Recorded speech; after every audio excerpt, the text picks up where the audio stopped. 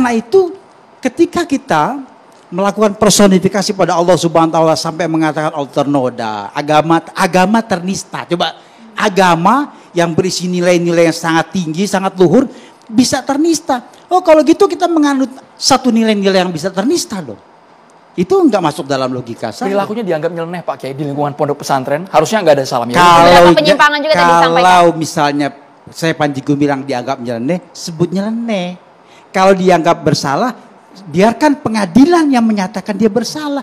Jangan bilang dia tersesat, jangan bilang dia ternoda. Boleh saya jawab? Nah, gitu. Silakan. Ya. Baik. Kata nista itu sudah ada kok. Di undang-undang juga ada, nanti Bang Egy bisa nyampaikan soal nista. Di bahasa Indonesia juga ada nista. Orang yang anggap kita itu tinggi, kemudian direndahkan, itu namanya menistakan. Bahkan bukan hanya berkenaan dengan keagamaan, tokoh pun yang itu dianggap itu tinggi, kemudian direndahkan, itu menistakan. Kemudian kalau mengatakan tidak ada yang berhak untuk kita mengatakan sesat. Kita udah dalam Fatihah sendiri mengatakan, ghairil maghdubi alaihim waladdallin, itu sesat.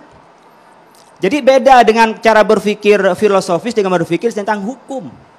Dan kita ketika menghukum bukan berarti kita suci, tapi Allah sudah memberi ketentuan.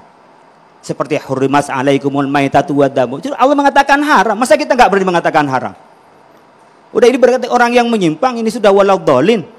Dan kita sudah mempunyai kerangka dan itu dilakukan dengan cara musyawarah. Kalau tidak masuk akal terserah. Kami punya akal juga, punya logika sendiri juga. Logika fikih beda dengan logika falsafi. Silakan. Pak Helmi. Pak Helmi. Coba sekarang, tadi Pak Kiai bilang katanya MUI punya 10 indikator orang tersesat. Apakah ada jaminan kalau saya melanggar satu saja indikator, lalu saya masuk neraka? Emang siapa pemilik neraka? MUI. Ini beda antara masuk neraka dengan kata-kata sesat, Mas. Nah. Jadi tidak setiap yang sesat itu masuk neraka. Yang menentukan neraka Allah. Allah kalau mau mengasih maaf tidak. Tapi ada kerangka hukum, Mas. Siapapun yang berzina itu dosa. Kalau orang mengingkari bahwa zina itu adalah haram, dia tidak mengatakan tidak haram, itu sesat, Mas. Tapi mungkin Allah memaafkan, itu soal masuk neraka. Soal hukum lain lagi, Mas. Jadi jangan disamakan antara masuk neraka dengan ketentuan hukum. Betul. Monggo. Berarti kan Allah Subhanahu wa taala menyatakan ya ad-dhalun, sesat, ya kan? Itu adalah terma dari Allah Subhanahu wa taala. Siapa yang masuk dhalun? Ya hanya Allah yang tahu. Kan begitu ya? Benar. Ketika orang melanggar yang haram, dia hanya melanggar yang haram, dia fasik. Kan gitu ya? Bahwa kemudian setelah dia berdosa tentu saja, misalnya berzina. Setelah dibuktikan dengan 4 saksi dia berzina, dilihat bahwa ternyata penisnya masuk ke dalam vaginanya seperti kata hadis ya, seperti timba masuk ke dalam sumur, gitu kan, dibuktikan dia berzina, dia berdosa. Kalau sudah terbukti dia dirajam, ya kan? Bahwa kemudian setelah dia berdosa, apakah dia masuk neraka atau masuk surga, itu urusan Allah Subhanahu wa taala. Pernah enggak kami menyatakan soal masuk neraka? Kan enggak pernah. Anda membantah yang tidak kami katakan. Anda membantah dalam hayalan Anda sendiri. Ya, saya mengatakan Anda sudah bisa memahami yang kami sampaikan. Kalau orang berzina itu haram, Mas. Betul. Kalau dalam ajaran kami itu bilang haram, lalu Anda bilang zina enggak haram, itu sesat, Mas. Beda dengan pekerjaan haram itu Anda melaksanakan haram, kemudian Anda mengingkari yang haram, itu sesat. Karena sudah jelas. Soal masuk neraka, belum tentu yang namanya Allah yang tahu. Tapi Allah memberikan koridornya dalam hidup ini. Sesatnya Pak Kiai ya? Sesat yang Anda maksud seperti apa, Pak? Saya nggak mengatakan makanya ukuran sesat apa? Kalau menurut Anda sekarang seperti apa? kalau kita kembali pada kasus saya Panji Gumilang, monggo. satu saja, mari kita bahas. Monggo. Apa yang membuat beliau menjadi dianggap tersesat oleh MUI? Saya katakan indikasi. Makanya kami mengatakan kita ini sedang proses finalisasi. Indikasi sesatnya adalah ketika menafsirkan Al-Quran tidak mengikuti pagu dan kaidah dalam ilmu tafsir. Dia ngarang sendiri. Ketika mengatakan tafasahu fil majalis diartikan dengan dia distancing, physical distancing dalam sholat. Kemudian dimaknai dengan hadis Nabi minal muslim muslimat mu'min mu'minat, ini kan berdampingan lafadznya. Lalu dimaknain di dalam dalam sholat seperti itu namanya menyimpang, Mas. Kalau mengerjakan. Tapi ketika dia itu menyalahin seperti ini dan itu kekeh dengan merasa benar, tidak pernah dikatakan oleh para ulama, dia sudah qala fil Qur'an bi ra'yihi. Nabi mengatakan falyatabawa maq'atu minan nar, bukan Khalil yang ngomong. Jadi kalau kami menetapkan hukum, Itu bukan kami yang bikin hukum. Kami ini meneruskan dan mengartikan wahyu. Monggo.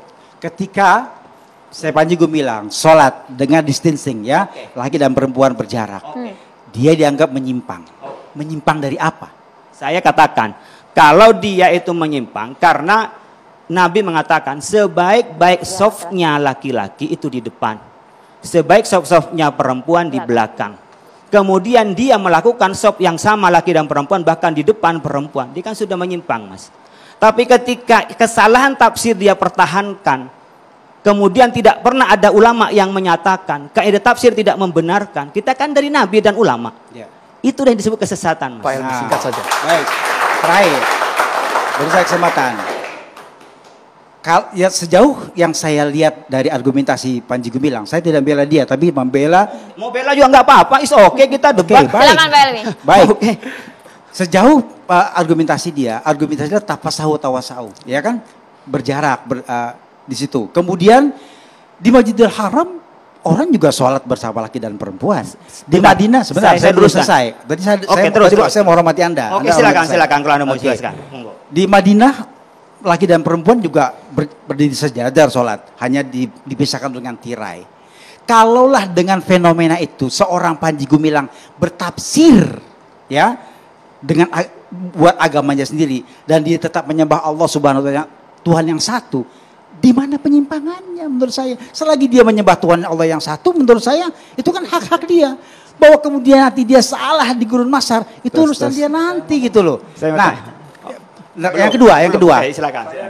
Yang menjadi kesulitan kita bersama adalah Jangan diborong semua Pak Helmi ya. baik, Gantian nanti. terakhir. Satu kali lagi boleh, satu kali lagi. Terakhir.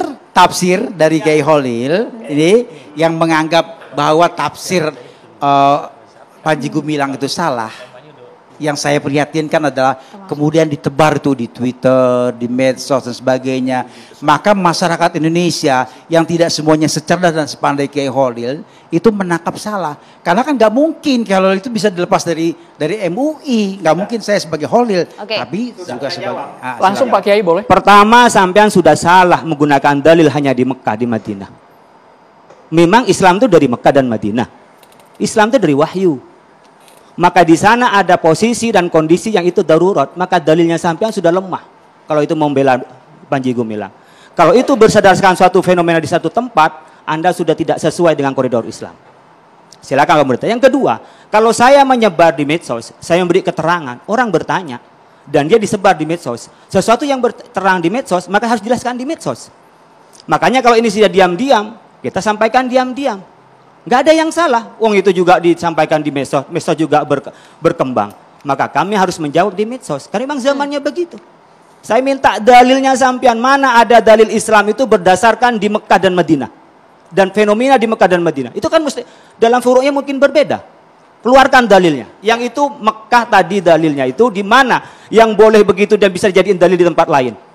Bukan. Yang saya ingin katakan adalah bahwa ada orang sholat sejajar laki dan perempuan. Sebentar, kalau orang nggak ada masalah dalilnya, ini kan kita bicara dalil. Sumber dalilnya Pak Helmi dan juga Bapak. Sesaat lagi Kita dengar dalilnya sesaat kita lagi, harus jeda usai jeda. Catatan Demokrasi pemirsa.